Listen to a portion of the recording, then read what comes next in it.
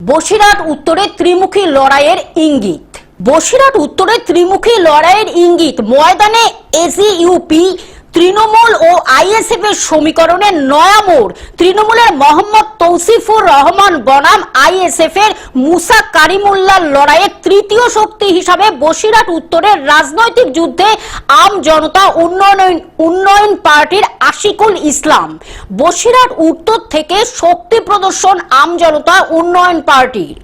বসিরহাট উত্তর বিধানসভা কেন্দ্র দীর্ঘদিন ধরে রাজনৈতিক চর্চার কেন্দ্র।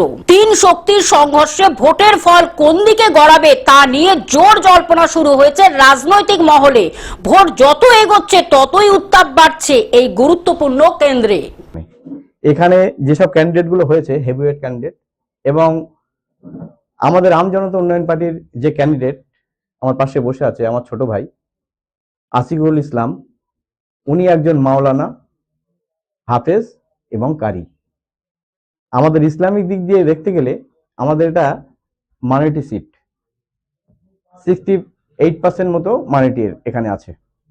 তো সেখানে একজন মাওলানা, হাফেজ সাহেব এবং কারি, আমি আশা করব আমাদের উত্তর বিধানসভার মানুষের কাছে যে মানুষ এবার বিবেক বিবেচনা করে ভোটটা দেবে।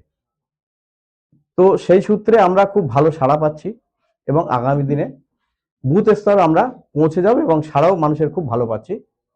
দক্ষিণ 24 পরগনা থেকে সৌমাভ মণ্ডলের রিপোর্ট, গ্লোব নিউজ। এখন থেকে গ্লোব টিভি দেখুন আপনার স্মার্টফোনেও। গুগল প্লে স্টোর অথবা অ্যাপল স্টোর থেকে ডাউনলোড করুন গ্লোব টিভি লাইভ অ্যাপ। এছাড়া জিও টিভি অ্যাপ থেকে দেখুন গ্লোব টিভি লাইভ।